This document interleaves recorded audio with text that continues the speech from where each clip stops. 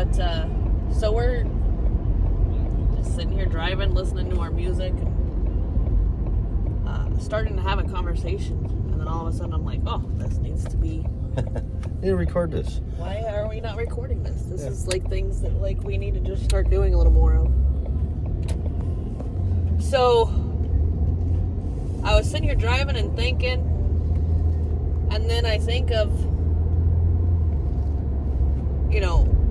the revival that, that Ashbury revival, and nothing bad against it at all whatsoever. And if you're listening to this video, then you're going to kind of see where we're going with this. So, there's actually been a revival going on, in my opinion, for quite a few years. Yeah. But it's quiet. Yes. And it's not like this Ashbury thing. And so, Steve and I were talking about the Ashbury thing. A lot of people have different opinions, and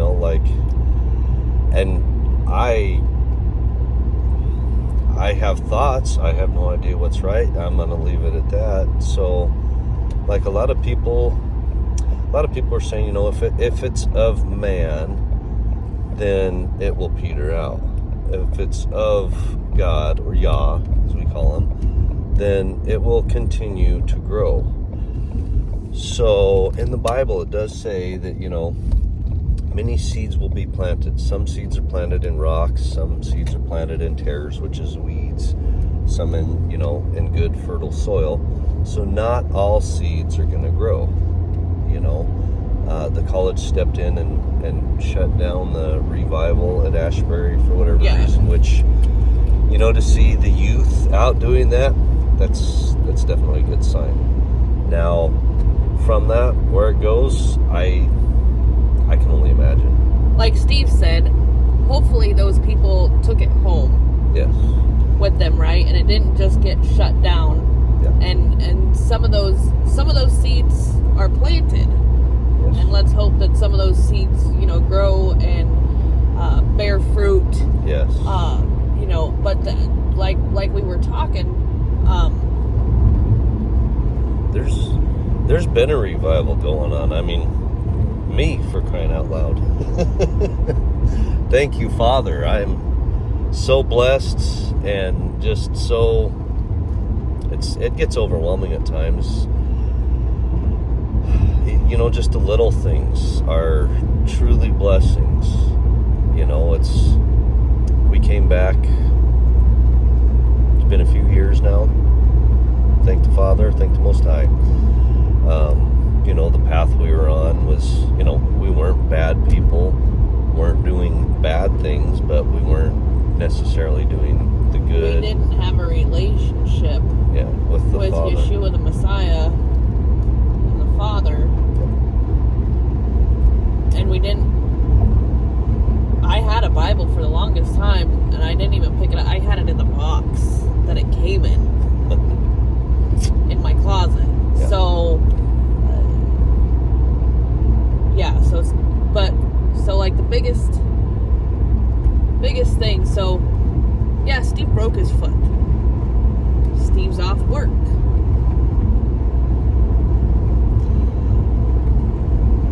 Do bad things happen to good people who follow Yah?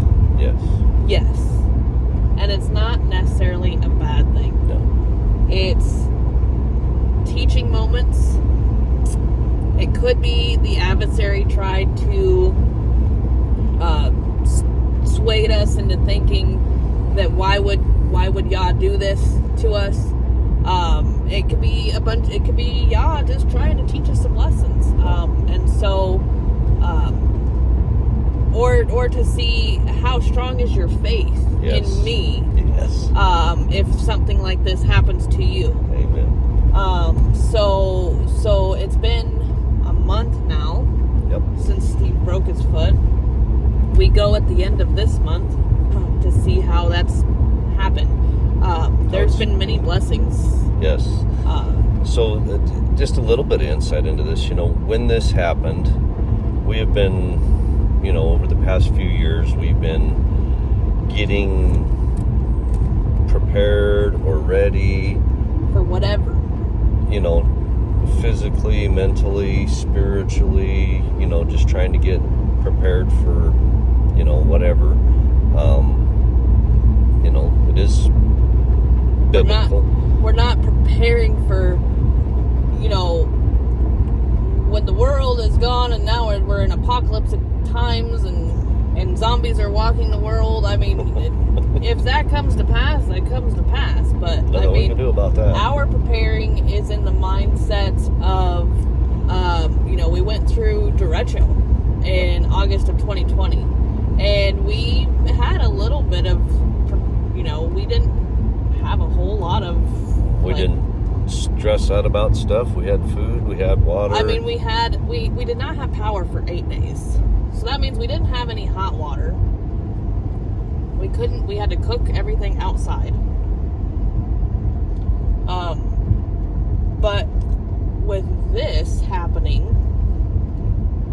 workman's comp does not pay your full paycheck. So we still have bills to pay. Yeah. So we started. We got into our stores and doing some testing. Yeah. Just like the Father's doing some testing. You know, I can't put pressure on my foot, so that means I can't walk around. There's a lot of stuff I can't do. I can't even go out to the barn and do chores. I can hobble my old butt out there and, you know, look at stuff while my wife does a lot of the chores. I can, you know, move around. I've got a knee scooter. I've got crutches, depending on what I'm doing. It depends on how I get around. If we're going in the store, I zip around on the scooter. Kind of fun, but don't go too fast because, yeah. But there's a lot of things that Steve can't do. Yeah. And like on one of our videos, our roles have switched. Yes. But the thing is the Father has given Steve time to read, Get more into the Word, get more in touch. to pray. I mean, well, and there's things that we've put off.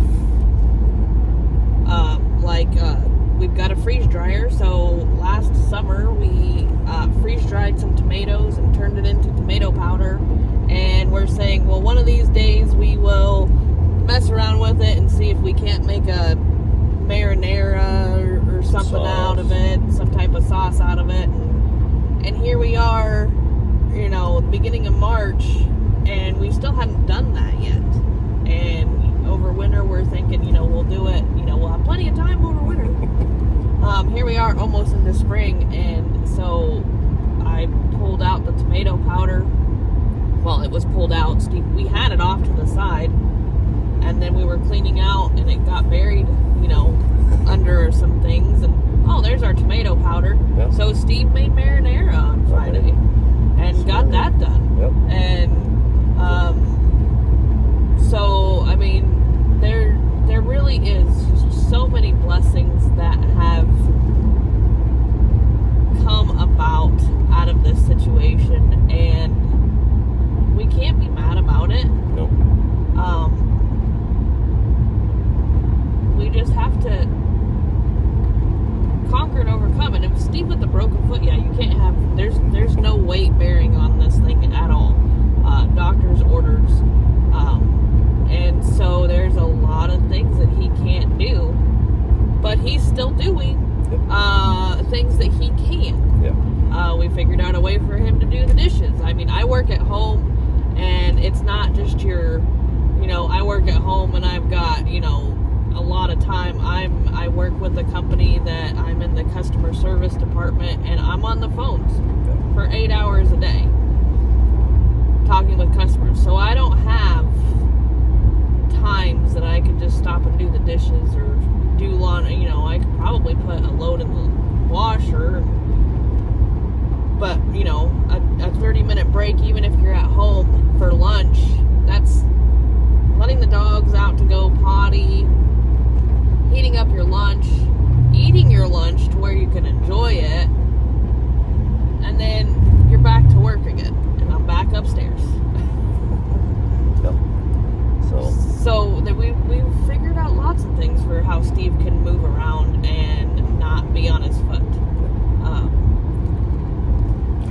hard part for me is I like to get out. I like to do things, you know. When I go to work, I come home from work, I like to go out. You know, we've got sheep, we've got chickens.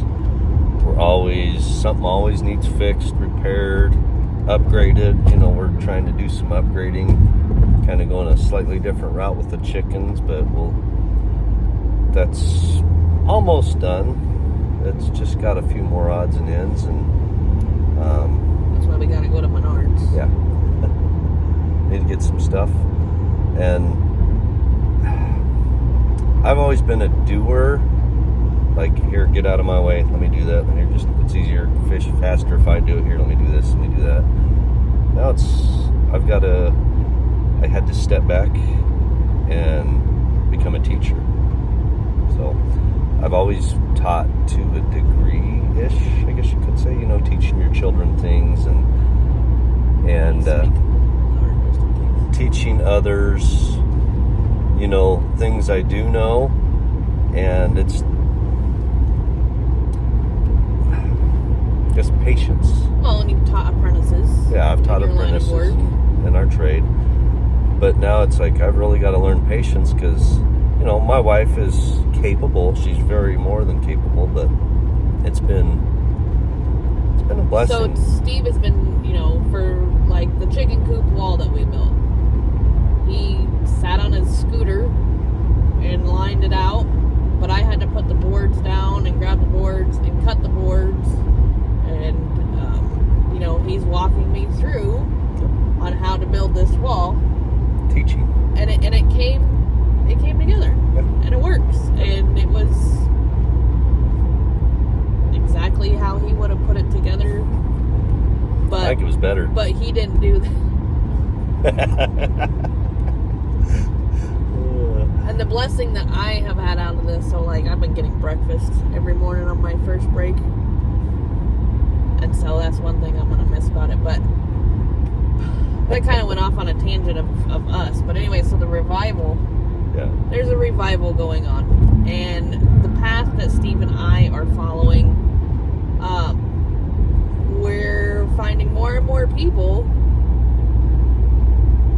that are like-minded like us. And in all at not just biblical standing, but in mindset as well, with like everything, gardening and being self-sustaining and raising your own food to the best of your ability. I mean, the things that we have in common with our people that we fellowship with are they've been a blessing. It's awesome. Yeah. It's they've been a blessing. Yeah. You know, when I'm down and out, and I can call or text a brother, and he can come help Jen move, you know, electric netting, and actually needed chicken feed at the store the other night, and walked in, and one of our brothers was there. One of our brothers is there. Praise God, how it works out that way. What do you know? You know, he happened to be in the same area we were because he was picking up chicken starter for his new chicks. And yep. So yeah, but there's a revival going on, and it's not as loud as what people are looking for. Yeah. It's very quiet, and seeds are planted. Yes. And just remember, not all seeds are going to stick. But that seed may have just got planted at the wrong time, in the wrong soil mindset at that moment. So you may just need to replant the seed again. Or you may need to just water the seed too. Yeah. It's hard saying, you know, we've all got friends and family that we love and care for deeply that are not believers in any way, shape, or form. They're good people. They're not out doing bad things. No, we just have to continue to try and plant those seeds to the best of our ability because we love them. And we'll love them regardless. Yes, absolutely. We love them regardless of what their beliefs are. And, doesn't mean that just because you disagree with somebody doesn't mean you love them any less. Yeah. You still love them with all of your heart, Yes. with all of your mind, all of your soul. Yes. So, Big thing I can say, kind of,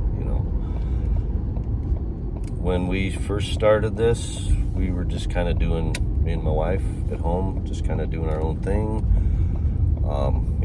Listen to some worship music and got our noses in our books like we should have. And then, my wife she just kept praying and praying and praying. And, there's 2 commandments in the Bible that are very important. There are 613 laws, but out of the 10 commandments, the most important 2 that Yeshua or Jesus, or whatever you call them, say is you shall love your God, your Elohim, with all your heart, with all your might, and you should love your neighbor. Loving your neighbor is, to me, it's truly special. He knows we have a neighbor that kind of put us in contact with the people we're in now, because he does know. We don't know where he's at, but we know he's a good person, and I think he might be where we were at in the very beginning, not 100% sure about everything. a lot of walking in faith is the temptations of the flesh. Yes. Being on the earth, but not of the earth. The temptations of the flesh are what can tempt you to sin. So you just have to be very mindful of that. Yep. But anyways, this kind of went all over the place. Anyways, so I don't know if you guys if you guys like this video, hit the thumbs up button. Yep. We are at Menards. Comment if you have any questions. Yeah. We'd like to hear, what you guys think. Have you?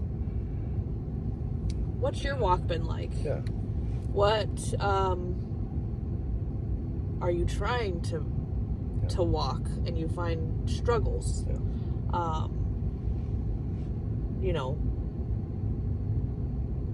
Just comment anything. We'd love to answer your questions. And if you haven't subscribed, Do that too. hit that subscribe button. Ring the bell. Shalom.